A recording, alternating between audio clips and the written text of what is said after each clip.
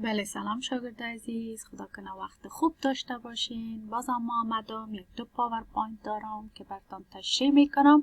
بعد از اون میریم سر کارخانگی خود. پاورپوینت ما درباره معرفی خود ماست. میبینیم کدام لغت دازدهیش فور، میبینیم که بعد از اون آمده فور نم یا فور نم. معنیش میشه اسم اول، نامت. Vad heter du i förnamn؟ چی نام داری تو در اسم اولت یا اسم اصلیت. Vad heter du i förnamn؟ چی نام داری تو در اسم اولت. اینجا باز گفته Vad heter du i förnamn؟ اسم اول مثلا از ما است درخانه، از لیسا است لیسا، از یکی از فاطمه، از یکی از احمد، از یکی از محمود. فکرتان باشه که تخلص یک چیز جداست و فورنم یک چیز جداست. افتر نام تخلص میگه. متوجه باشین تخلص یا نام دوم، نام فامیلی. Vad heter du i efternamn؟ چی نام داری تو در تخلصت یا تخلص تو چی است؟ Jag heter مثلا من jag heter Stanisej i efternamn. من تخلصم یا نام فامیلیم ستانیسای است. Vad heter du i efternamn؟ تو چی نام داری در تخلصت یا نام تو چیست یا تخلص تو چیست، نام فامیلی تو چیست. پرسون شخص سمیه پرسون نمبر مثل که ما شما در افغانستان نمبر تذکره میگیم، اینجا نمبر تذکره ما را پرسون نمبر میگه. پرسون شخص میگه و نمرم نمره را میگه. پرسون نمر نمره شخصیت یا نمره خودت است. اینجا از نام کده نمره که برتان داده میشه در تذکره مهمتر است. کل شناخت شما نظر به پرسون نمبر شماست.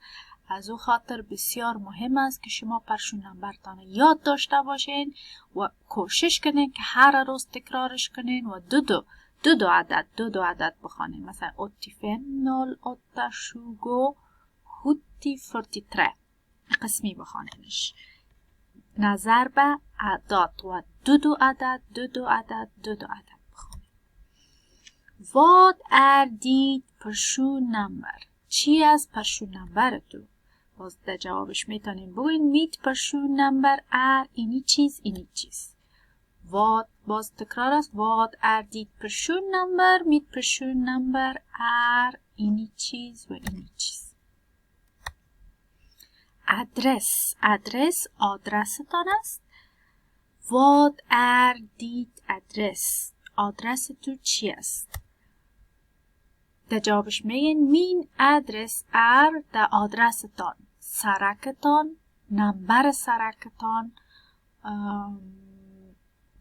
پست نمبرتان، کلش باید تشریح کنید. تنها نمیتونین که بگوین که من در ملمو زندگی میکنم و گپ خلاص شد.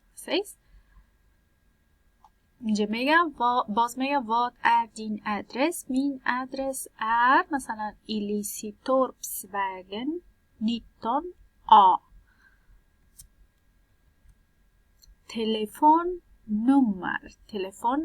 نمبر تلفنتان یک چیز بسیار مهم است. باید حفظ داشته باشین و تکرارش کنین. دو حرف بخوانین. اینجا سوال است Vad är ditt telefonnummer؟ در جوابش میتونین بگین mitt telefonnummer är اینی چیز. اینجا هم تکرارش است. اینجا گفتم میتونین jag heter مثلا درخانه i förnamn. Jag heter Stanisej i efternamn. Mitt personnummer är اینی چیز و اینی چیز. min adress är آدرس خود کس میگن و mitt telefonnummer är این چیز. اینجا گفته hur mår du؟ گفته jag mår inte bra. jag är خوب. گفته من خوب نیستم، من مریض هستم. jag kommer inte till skolan idag. jag är sjuk. من نمیایم تا مکتب امروز، من امروز مریض هستم. این حاله ای میگن، شاید او از او طرف پرسان کرده، میگه vad är ditt förnamn؟ نه ببخشید، vad heter du i förnamn؟ vad heter du i förnamn؟ ایده جوابش چی میگه؟ میگه لیلا. لیلا. باز میگه vad heter du i efternamn؟ میگه jag heter Sad i efternamn. Vad är ditt personnummer؟ این میگه سکنین دو تا خوانده میشه. 83 04 10 13 24. میریم سر یک پاورپوینت دیگه هم داریم. این رو میبینیم این عین چیز است، فورنام و افترنام. اینجا گفته vad heter du i förnamn؟ شما باید بتانین گفته افترنام تانه جدا گفته بتانین. گا تو ادرس. گا تو ادرس نمبر سرکتانه و نام سرکتانه باید حتما گفته بتانین. پست نمبر یک شماره 5 رقمی است، متوجه باشین. این شماره 5 رقمی را همیشه یاد داشته باشین، در ذهنتان داشته باشین که کسی میگه vad är ditt postnummer، تو باید عاجل همین 5 شماره را برش بگویی. postort. vad är ditt postort؟ منطقه را میگه کدام منطقه استی، در ملموسی، در آرلووستی، در کجا استی، نام داره. خب personnummer گفتیم. personnummer vad är ditt personnummer؟ شما باید بسیار زود گفته بدانید. vad är ditt telefonnummer؟ vad är ditt i postadress؟ پست آدرس چی ایمیل شما را میگه که در اینترنت آدرستان چی است.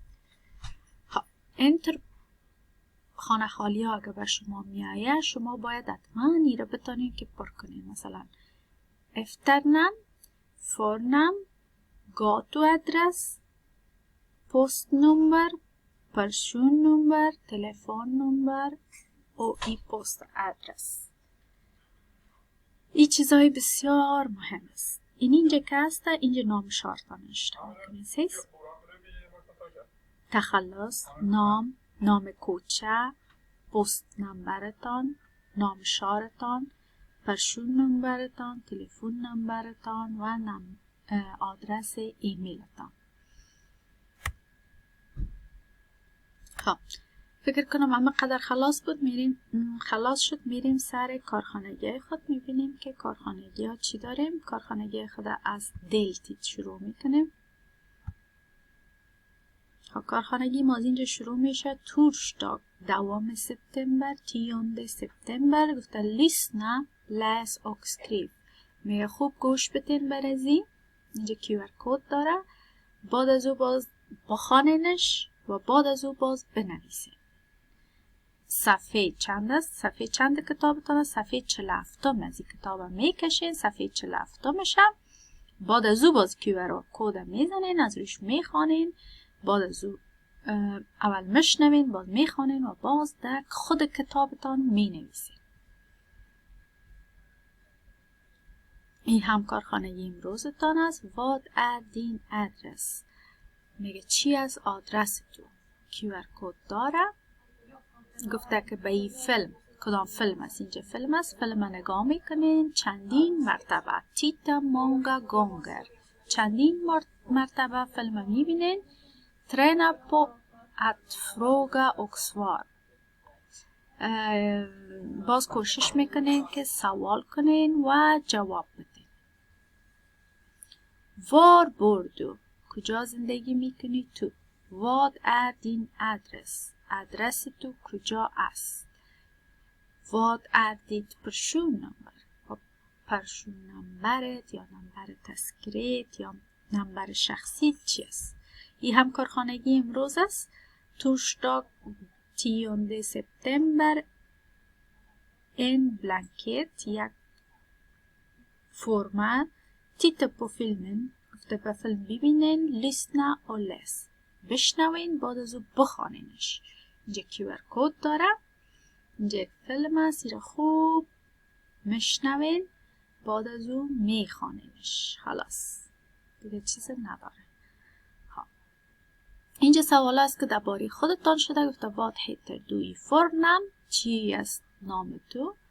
vad heter du i efternamn، نام در تخلص تو چی است؟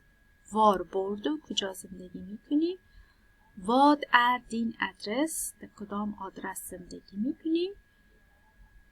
vad är ditt personnummer، personnummer تو چی است؟ vad är ditt telefonnummer، و نمبر تلفن چی است؟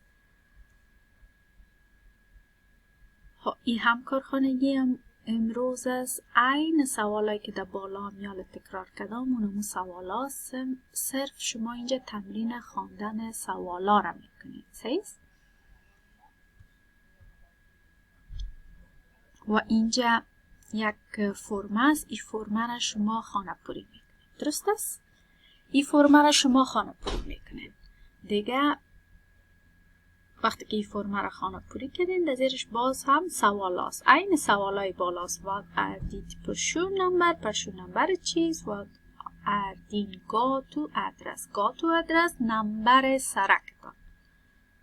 خب نام اصلی شهرتان، پست برد شهرتان، تلفن نمبر خود، نمبر تلفن، افترنام تخلص و اینجا ایمیل آدرس، پست آدرس. و اینجا لغت هاست که هر روز تکرار میکنیم. فکر کنم کارخانگی های دلتید هم اینجا خلاص میشه. میریم سر هلتید.